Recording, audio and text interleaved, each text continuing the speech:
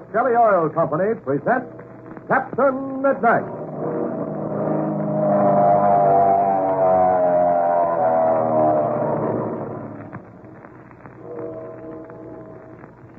Captain Midnight, brought to you every day, Monday through Friday at this same time, by the Skelly Oil Company, Skelly Jobbers and Dealers.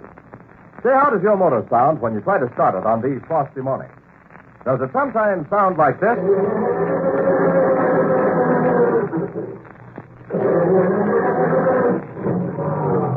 If your motor sounds like that, look out.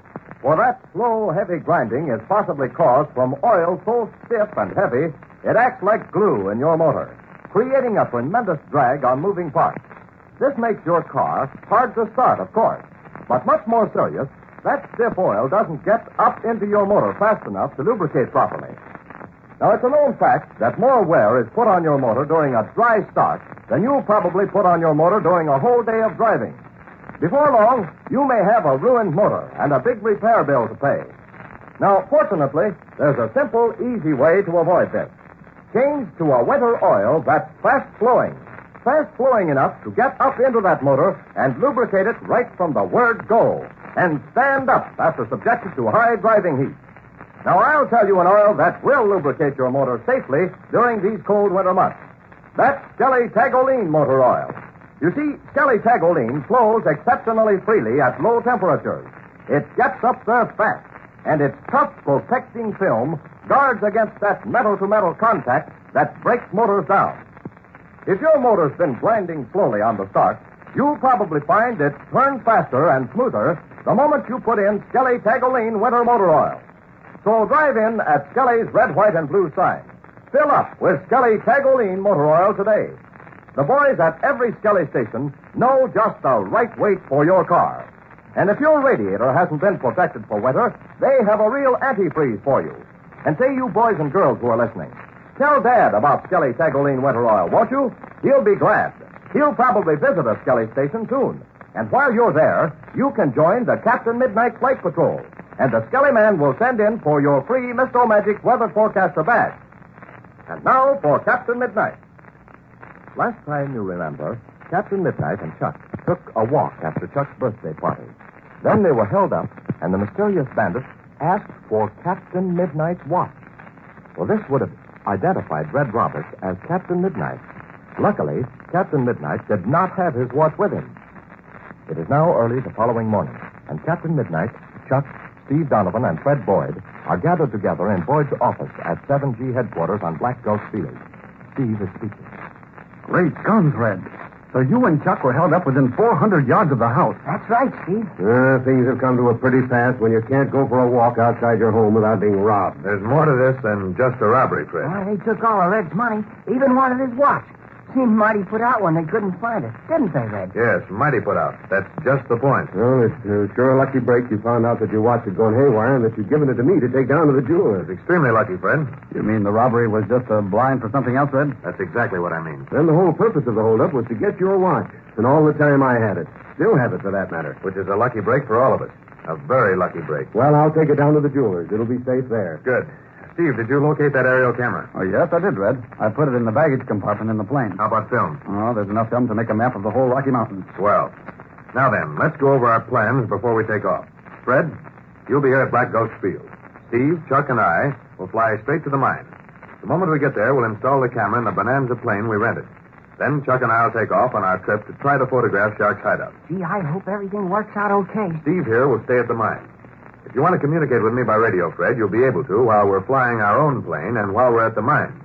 But not after we take off in the rented plane. Okay, I understand. How long do you think it'll take for you and Chuck to get those pictures? A little over an hour, if nothing goes wrong. Well, it's only 8 o'clock now. If you don't have any trouble, you should be back here about noon. That's what I'm hoping. Now then, one thing more. Is there a photographic studio in town? Well, yes, if you can call it a studio. Yeah, queer old Duck runs it. He does his own developing, doesn't he? Yeah. Fine.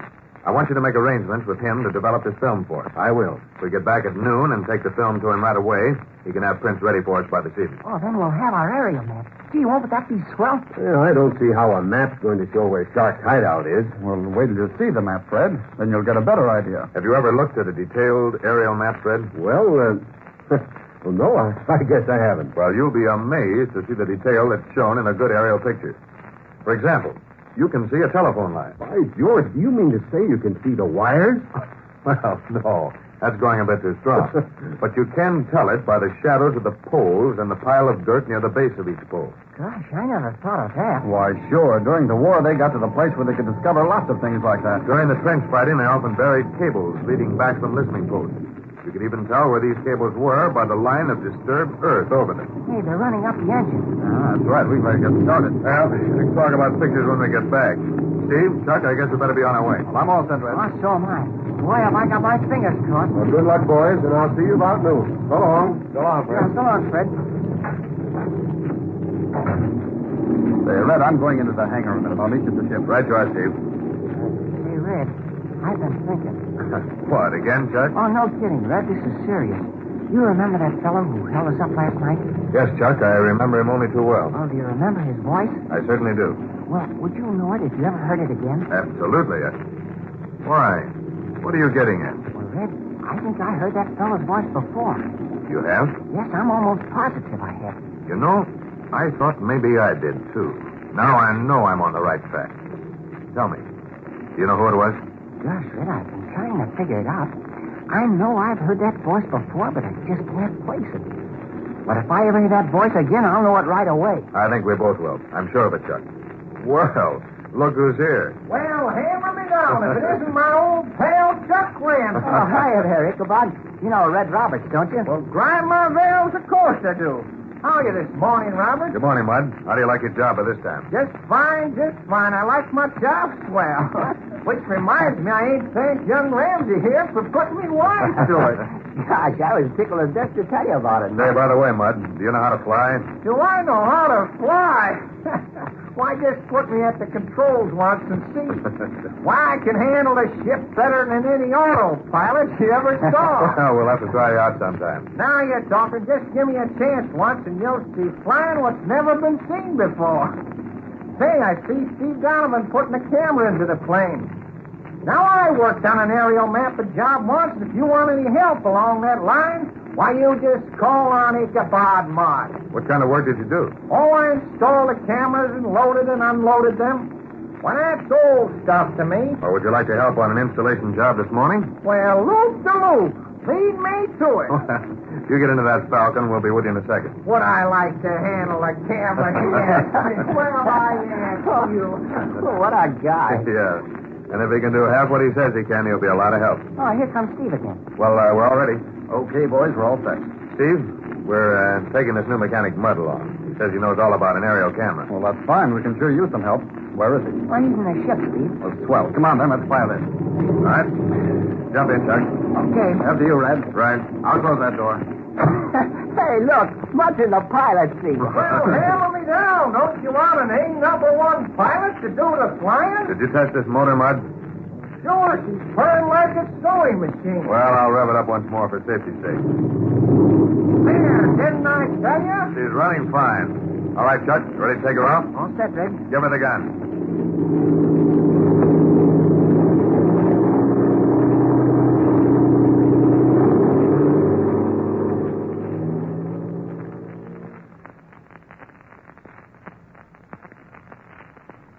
After a short flight, Captain Midnight and his friends are near their destination.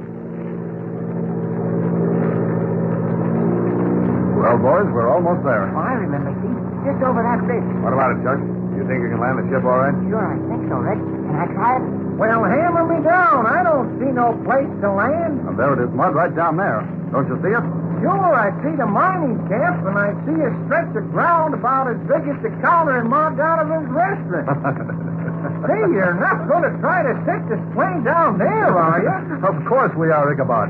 What did you think we came up here for? Well, grind my veil. I thought you said you were a pilot, Mud, so you shouldn't be scared. Well, sure, I'm a pilot, but I didn't calculate on anybody landing a ship in somebody's mess hall. Watch it now, Chuck. Better start your glide. Just getting ready to now, Red.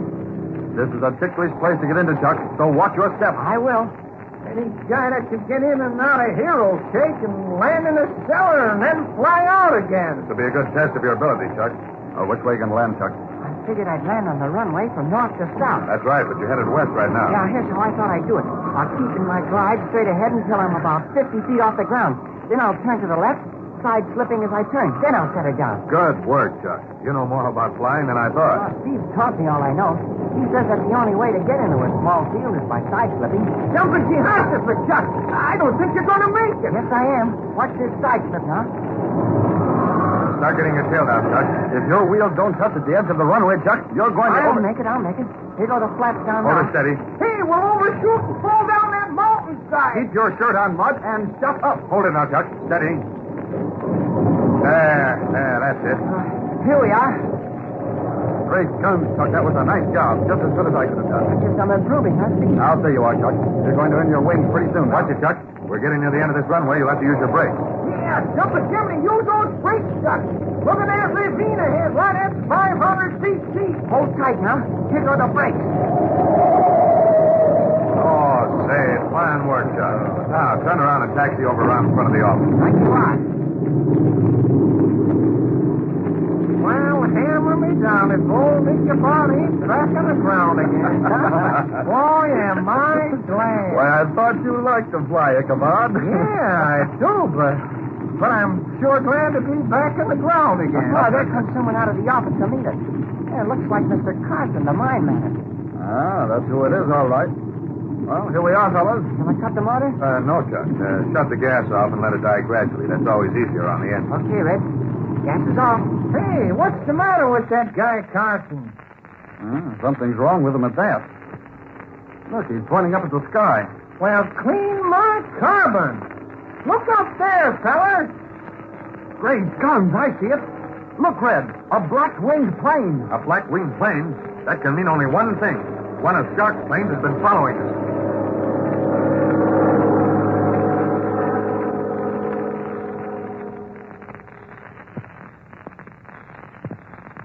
Well, what do you think of that? One of Ivan Shark's planes shadowing Captain Midnight and Chuck. What does that mean? Does Shark suspect the purpose of their flight? Will Captain Midnight dare take off on his photographing trip? We'll find out more tomorrow. And now, remember, your car will start faster if you change to winter oil at once. Even more important, your motor will be safer when it's protected by a real winter oil. An oil specially made to flow freely at low temperatures and stand up when subjected to high driving heat. Remember this, too.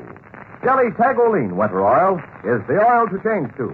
It's amazingly fast-flowing, rushes to every part of your motor the minute you step on the starter. Jelly Tagoline keeps your motor safe. And besides, it stands up mile after mile, saves extra quarts and extra quarters. And you boys and girls, tell Dad this. Tell him he ought to try Skelly Tagoline oil for winter right now. And when he goes to the Skelly station, you go along and join Captain Midnight's Flight Patrol. It doesn't cost you a penny to join. And the Skelly man will send into headquarters for a free Mr. Magic Weather Forecaster badge for you. And listen tomorrow, same time, same station, for further adventures of Captain Midnight. Brought to you by the Skelly Oil Company, Skelly Jobbers and Dealers. Will Captain Midnight and Chuck dare to take off on the photographing flight? Be sure to listen. Until tomorrow, this is your Skelly Man saying goodbye and happy landing.